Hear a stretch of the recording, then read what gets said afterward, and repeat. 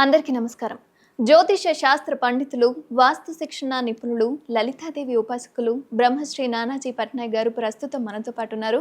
నమస్కారం గురూజీ. శ్రీమాత్రే నమః.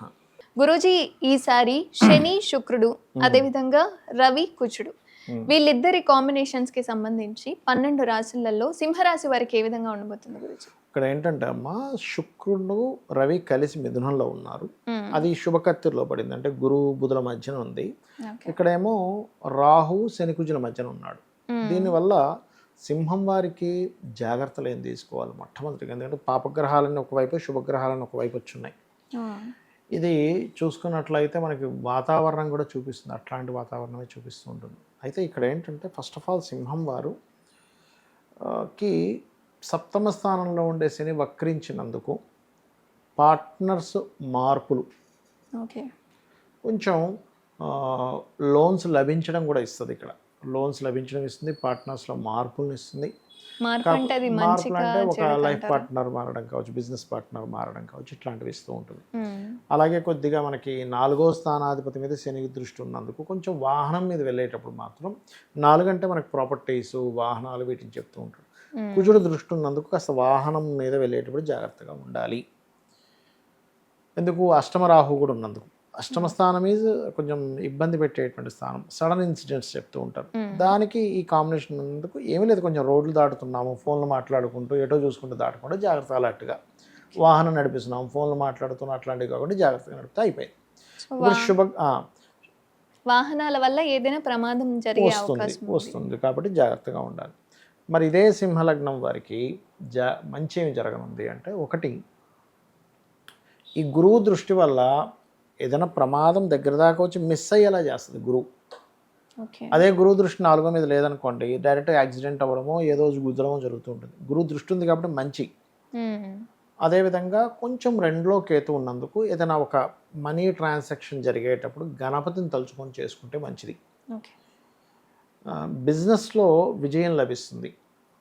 బిజినెస్లో వీళ్ళు ఎంత కరెక్ట్గా ప్లాన్ చేసుకుంటే అంత గ్రోత్ అనేటువంటిది బిజినెస్లో ఉంటుంది, అందులో ఎటువంటి సందేహం లేదు. సింహరాశి వారికి బిజినెస్ పరంగా చూసుకుంటే ఎందుకు అంటే లగ్నాధిపతి వెళ్ళి లాభస్థానంలో ఉన్నాడు. కాకపోతే ఇక్కడ 3వ అధిపతిని 10వ అధిపతిని కంబస్ట్ చేసుకున్నాడు కాబట్టి ఇంటర్వ్యూస్కి వెళ్ళేటప్పుడు కొంచెం ప్రిపేర్ అయి వెళ్ళాలి. ఎందుకంటే 3వ స్థానం ఈజ్ ఇంటర్వ్యూస్, 10th హౌస్ అనేటువంటిది జాబు. పర్టికులర్గా బ్యాంకింగ్ సెక్టార్స్లో ఇంటర్వ్యూస్కి కానీ, లేదన్నా ఫ్యాషన్ రిలేటెడ్ సంబంధించినవి ఇట్లాంటి ఇంటర్వ్యూస్కి వెళ్ళేటప్పుడు సూర్య నమస్కారాలు చేసుకొని కనుక వెళ్ళినట్లయితే ఖచ్చితంగా వీళ్ళకి సక్సెస్ రేట్ అనేటువంటిది పెరుగుతుంది. అదేవిధంగా వీళ్ళకి ఈ టైంలో కొంచెం బిజినెస్ చేయడానికి, ఏదైనా కొత్త బిజినెస్ ఏదైనా ప్లానింగ్ ఉంది చేయడానికి చాలా అనుకూలమైనటువంటి వాతావరణం అనేటువంటి చాలా స్పష్టంగా చూపిస్తుంది. అయితే మరి వీరికి ఏ రెమెడీ చేసుకుంటే బాగుంటుంది అని చెప్పి చూసుకున్నట్లయితే, పర్టికులర్గా వీరికి దత్తాత్రేయుడికి సంబంధించిన స్తోత్ర పఠనం, దుర్గా ఆరాధన చేసుకున్నట్లయితే మరీ బాగుంటుంది. మరియు శనికుజ గ్రహాల దగ్గర దీపారాధన చేసుకుంటే మంచిది. గురూజీ, ఒకవేళ అంటే ప్రతి ఒక్కరికి రాశి తెలియాలి అన్నది ఏం ఉండదు, బట్ ఒకవేళ లగ్నము తెలియదు, లేదా నక్షత్రం తెలియదు, రాశి తెలియదు, ఇలా తెలియని వారికి ఏదైనా పరిష్కారం ఉంటుందా గురూజీ? తప్పకుండా అమ్మ. ఇప్పుడు లగ్నం తెలియదు అనుకోండి, మెయిన్ మేషాన్ని లగ్నంగా తీసుకుంటాం. తెలీదు, సహజ కాలపురుష సంబంధించిన దాంట్లో మెయిన్ లగ్నం దానిగా తీసుకోవాలి.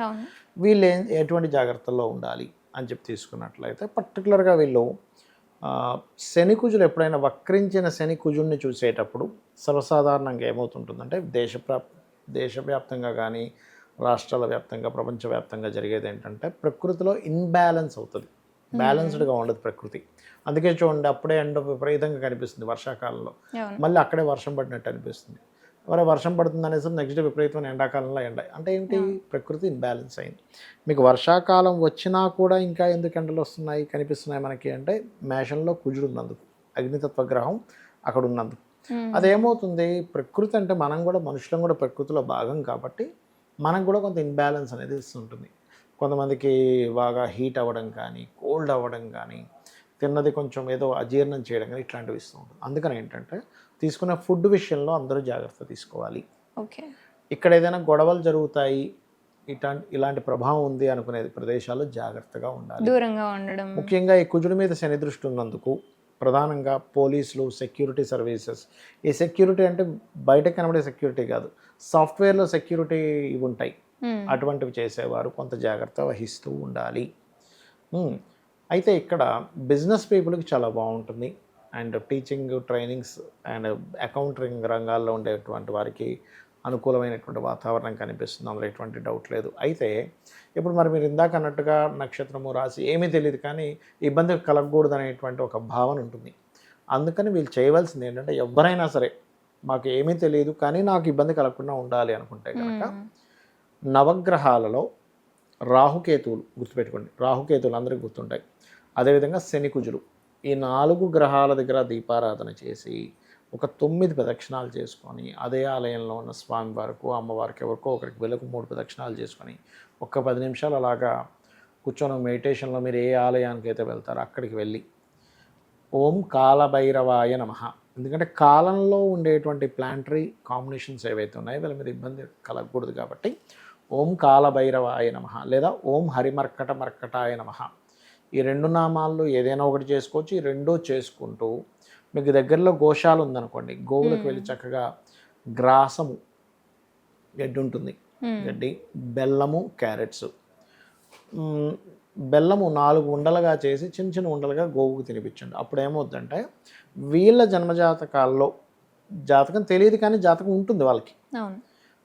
ఉన్నప్పుడు వీళ్ళకి ఏదైనా శని మహర్దశ కానీ కుజ మహర్దశ కానీ నడిచేటప్పుడు ఇలా శని కుజులు పరస్పరం వీక్షణలో ఉన్నప్పుడు అది డిస్టర్బెన్స్ని క్రియేట్ చేస్తూ ఉంటుంది, కోపాన్ని తెప్పిస్తూ ఉంటుంది. అకాలమైన కోపాలు అంటే అసలు అకారణంగా కోపం వస్తూ ఉంటుంది, అకారణంగా గొడవ జరుగుతుంది. నిజంగానే కొంతమంది అప్పటి వరకు సైలెంట్గా ఉంటూ సడన్గా కోపం అనేటువంటిది వస్తూ ఉంటుంది. అంటే వాళ్ళు కంట్రోల్ తప్పిపోతారు, వాళ్ళు ఎంతో ఉన్నతమైనటువంటి స్థితిలో ఉన్నా సరే కోపం వల్ల కంట్రోల్ తప్పిపోవడం జరుగుతుంది. అలాంటిది జరగకుండా ఉంటుంది చేసినట్లయితే.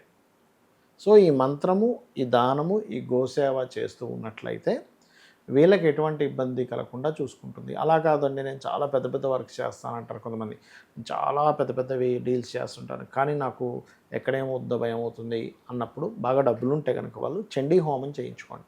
లేదంటే నేను ఏదో చిన్న ఉద్యోగం చేసుకుంటున్నాను హోమాలు అవి చేసుకోలేను అనుకున్న వాళ్ళు చక్కగా మీరు ఓం హరిమర్కటాయ నమః, ఓం కాలభైరవాయ నమః, లేదు ఇంకా శని బాధలు ఎక్కువగా ఉన్నాయి వాళ్ళకి, శని మహర్దశ నడుస్తుంది, ఎలాంటి శని నడుస్తుంది, ఓం అనాకలిత సాదృశ్య చుబుక శ్రీ విరాజితాయ నమః చేసుకుంటే సరిపోతుంది. ధన్యవాదాలు. శ్రీమాత్రే నమః.